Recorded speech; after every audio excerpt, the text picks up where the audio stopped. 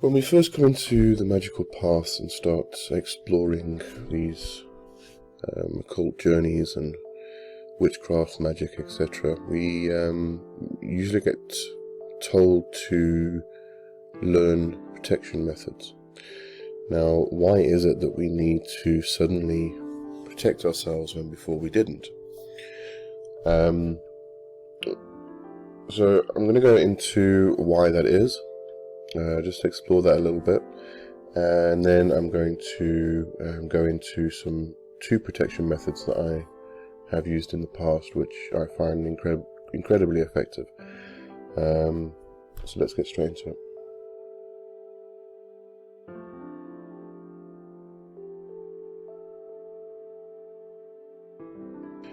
So as mentioned, when we do start exploring a magical path and going down or venturing on that journey, we need to protect ourselves. The question is, what are we protecting ourselves from? And how do we protect ourselves? And why do we all of a sudden need it? Because, you know, the normal Joe on the street who's not interested in magic and the occult at all doesn't require the same protection. Usually, I mean, there are cases where supernatural forces or forces that aren't of the normal material world can affect just anybody, really. But in most cases, the normal person just doesn't require the same level of protection that a magic user does. And this is usually because when you start on a magical journey, you all of a sudden become exposed to new things, and you become exposed to these elements. You know, when we're working with the gods or the goddesses or even the demons, they're not of a malevolent nature. You know, some people think that some of them are. Granted, some can be a bit abrasive and can be quite forceful at times, but it obviously depends on what you're doing at the time, where you need to actually move yourself in your situation, where your energy needs to flow and to move. And sometimes the deities can be quite forceful. But generally, I mean, when we're talking about protection, we're talking about an entity that can affect you in such a malevolent and baneful way that you almost become, I'm going to say, cursed. And these entities do exist. They are lower level entities in the astral plane, and they can attach themselves and cause some damage, really.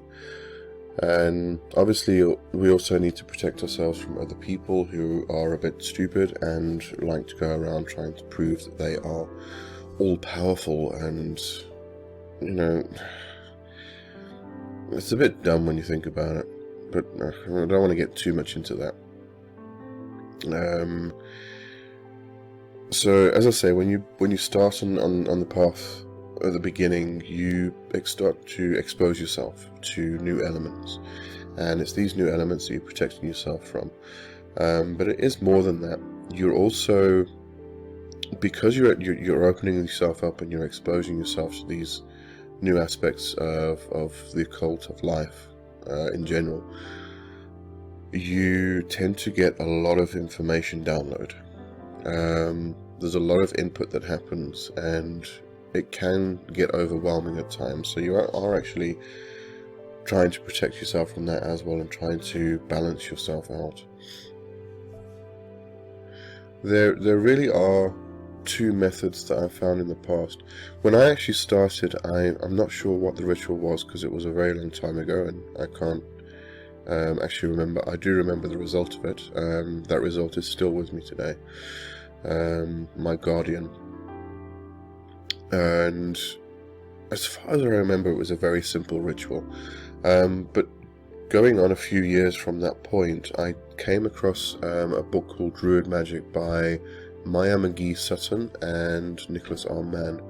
If you can get hold of that book, it was actually a very good book. It's about Celtic spirituality and Druidry, but there was a nice little ritual in there to actually call your guardian spirit. And I'm going to explain what it was now, the outline of the actual ritual. It's very simple. It's just a sit down, meditate, and visualize.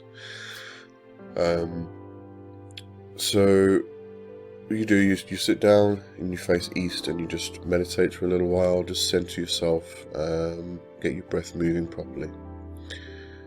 You can perform the active meditation that I did in the previous video, which is very good for this. And then what you do, you start to imagine pillars, just big columns, pillar columns, not pillows. You're not going to go to sleep. These are pillars. So you're facing east. So now you want to just bring your attention to the southeast, and imagine a white pillar over there, and then move your attention to the southwest, which is just to the right and behind you, and imagine a black pillar, and then to the northwest is a white pillar, and to the northeast is a black pillar. So you have these alternating white and black pillars. Then what you do, you imagine between the pillars in a square just a white and black checker floor, like a chessboard. And from there you then put up walls, but not physical walls. The walls are energy. So just imagine, I used to like doing or imagining it was a bit like almost like a sci-fi scene. So from the southeast pillar to the southwest pillar, you have this wall of energy. It's like a blue energy that goes, you know. You've got, well, I can't really do the sounds, but I think you know what I mean. So you, this wall of energy kind of generates, and then it generates behind you, and then to the left you, and then in front of you. Make it a bit sci-fi. I like it a bit sci-fi, and it buzzes and everything else, and then also put the roof on. That's also energy. So now you're sitting in this room which has a white checker floor, a white and black checker floor, white and black columns around you, and these walls and ceiling with, it's just buzzing with energy. If you want to actually raise some energy to put into it, then go right ahead. Not necessary, but if it helps with the visualization and it helps with generating these walls of energy, then go for it. And then it's really, really very simple. All you do is sit there and you just call out your guardian spirit and you ask it to reveal itself. Now it might not come directly the first time. If it doesn't, that's fine. Just continue or do the practice again the next day. But 2 or 3 times, and it usually comes the first time, but if it doesn't, 2 or 3 times, and your guardian spirit will reveal itself. It will come to you. But you've got to be open. You've got to be very open to the guardian spirit and to what it is. Because what happens quite often, we have expectations, and those expectations can be completely false. So you might want like a giant jaguar or panther come walking into the space, because you think that would be a good guardian, but it might not be. It might be a little a beetle or a hummingbird or an ant even. It might be I explained this in the previous video. I think it was the video I did on cursing. When I set up protection for my daughter when she was a little baby, and I set it up around her cot because she had flu, and ivy started growing all over, and that was the guardian spirit at that time to help her through the flu. So it could be something completely and utterly strange to you. It could be something that you really didn't expect. So you've got to be open to what the possibility of it could actually be, and just let it happen. And then your guardian spirit will come. It will introduce itself. It may give you a name that if you need to all of a sudden call it. It's there all the time. But if it makes you feel better, you can call it to say, please help. So it'll probably give you a name. But as I say, the guardian spirit is there all the time. Before and after you do this little practice, this little ritual, it is always there, always has been, and always will be. It's always watching over you. But it's just nice to get in contact with it and strengthen that relationship, really. Just some other quick methods, which I'm not going to go into now. But if you look into hoodoo, there's a lot of protection work that happens in there. So you might want to explore that a bit. And there was also a book by Dion Fortune. It's one of the oldies, but it's really good. Called Psychic Self-Defense. So that's definitely worth looking at. And then the second method was one I was given by Yakuba Swat. It's a Kabbalistic Hebrew method, or it's Hebrew talisman. I'm going to put a picture, let me just move over this way so I can put the picture over here somewhere. I'm just going to put my finger down there. It's going to be around here somewhere. That is the talisman itself. Now, the words on the talisman, I'm going to try and, my Hebrew pronunciation isn't that great, so please excuse me. But it reads, Ehyeh, Iaoe, Adonai, Yizlach, Ezrecha, Michodesh. That's Psalm 20, verse 3. Yishmacha, Mikol Ra, Yish. Psalm 121:7, and Yishmor Tzedcha Uvo Echa. Psalm 121:8. And to translate it, that's Ehyeh Yod-Heh Vav-Heh Adonai. May he send thine aid from holiness, may he protect thee from all evil. Blessed be his name, may he protect thy going forth and coming in. So that's the actual translation of the talisman. But how do we use the talisman? That's the most important thing here. It's the letters are actually permutations. So when you're reading it, you take the first. Was it the first block from the first line? Let me just check here. So the first block in the first line, which if you read Hebrew, it's right to left. So that's actually Aleph Yod Yod Yod. So why does that equate to Ehyeh? But what you do is you take the first letter of each word in each line. In the first line, we then have Aleph He Yod He, which is Ehyeh. In the second line, we have Yod He Vav He, which is Iaoe. I'm going to get into pronunciations. If you watch the, there'll be 2 videos from now regarding the Lesser Banishing Ritual of the Pentagram. I'm going to get into pronunciations of the Hebrew god names, etc. So don't worry about that too much. But actually, let me go into that quickly. Yod-Heh Vav-Heh, which, especially when you look at the Lesser Banishing Ritual of the Pentagram and you draw the pentagram in the east, and then you project and you say Yod-Heh Vav-Heh, or intone or breathe, or whichever method you're using, that is actually the ineffable name of God. And what I was taught subsequently through the years when I started studying with Jacobus and learning practical Kabbalah, the ineffable name is actually pronounced Iaoe.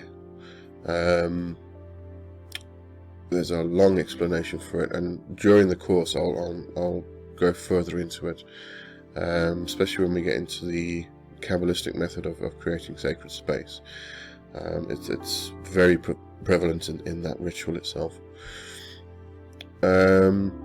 And then on the bottom line, we find Aleph, Daleth, Nun, Yod, which is spells Adonai. But how to use this talisman for protection itself. So what you're going to do is you're going to read the lines from right to left, and I've got it a bit simpler here. If you actually get my book, The Black Crow, it's all in there, so it'll be easier to work with this if you want to work with it, rather than trying to remember what I'm going to tell you now. But I just want to tell you how it works, and what you actually do. This is actually a very powerful protection amulet, talisman. When you do use it, what happens is you actually sink the words into your center, and in the center they continue to swirl, they continue to turn, and even after you've done the initial exercise, it continues to protect you. It never stops, ever. It doesn't stop, ever. So it's a very, very powerful, and it protects you on all levels. So the first line actually protects your nefesh, or your lower self. Second line protects your ruach, which is your middle self. And the third line protects your neshama, which is your higher self. So it does protect you on all levels, physical, metaphysical, and spiritual, emotional, etc, etc, etc. So the first line would read E yi yi yi, hu shu shu shu, ye la ma ma, hu hu. Sorry, let me try that last one. Hu hu ru ru. The second line is yo e ha ze, he zu mi e, va ru ha tu, he ha lu ha. And the third line is ami ra u, du ku avu, na de yi shu shu ha. Now, sounds a bit funny, but those are the letters just in their phonetical forms. And what we do, you take 1 week and take the first line and just practice that. So what you want to do is you want to repeat that phrase. So that first line is, I'll just do it again. E yi yi yi, hu shu shu shu, ye la ma ma, hu hu ru ru. Okay, so take the first phrase, which would be E yi yi yi, and repeat that 10 times. Just chant it like 10 times, and then take the second part, which would be hu shu shu shu, and repeat that 10 times, and then you continue through the other two phrases from the talisman itself. And so you're working in the blocks, with the blocks from top right to the left in that first line. Then take the entire phrase and repeat that 10 times. And then once you've done that, you'll most probably remember it. So during the week, whenever you get a chance, maybe like once every half hour, whatever it may be, just repeat the phrase over in your mind, over and over again. And then after a week's passed, you just sit down quietly and you start chanting the phrase itself. Just chant it over and over and over, and you do this with a whisper rather than actually saying it out loud or intoning it or vibrating it. You just whisper it. The reason for the whisper is that if it's too loud, it starts distracting the mind. But also, if you do it completely internally, so you don't, there's no verbalization at all, it also gets distracting. The whisper is actually quite powerful. It's quite potent, and it helps you to just keep focus as well. I like actually whispering divine names and such when I'm in ritual, because it actually, if you try it out, then it's actually quite powerful. So instead of vibrating god names and such in ritual, try whispering them. You'll find how powerful it is. So what you do, you just whisper it over and over and over again, and then after a little while, you start letting the words sink from your mouth into your body, and they sink down into your center. So just find your center. If you think the Chinese Chinese methods, like I've forgotten the words now, Qigong or Tai Chi or something like that, they often speak about the dantian, which is just below the navel and about 2 inches in from the front of the body. That's the kind of area, the kind of point you're aiming for. So just let the words sink down into that center and just start turning and spinning in the center of your being. And just keep whispering the words and just let them sink down, and they'll start turning. And as I say, once they're there and they're turning, they're continuously turning. They never stop. They will always be protecting you from that day on, for the rest of your life. And then what you do, you take, on the second week, you take the second line, and you do the same thing. So you take each word, repeat each word 10 times, and then repeat the entire phrase 10 times. After that, you should remember what it is, and you just repeat them every now and again, just mentally.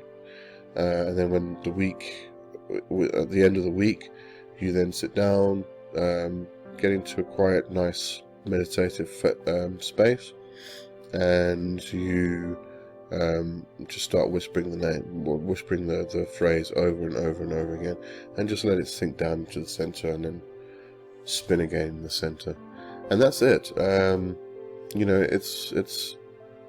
It's easy. It's no big elaborate thing where you've got to cast 10,000 different types of sacred space. You got to banish, you got to invoke, you got to do this, you got to do everything else, and remember all these symbols and what have you. It's just a couple phrases, and just let it sink. Sinking into the center is a very powerful thing.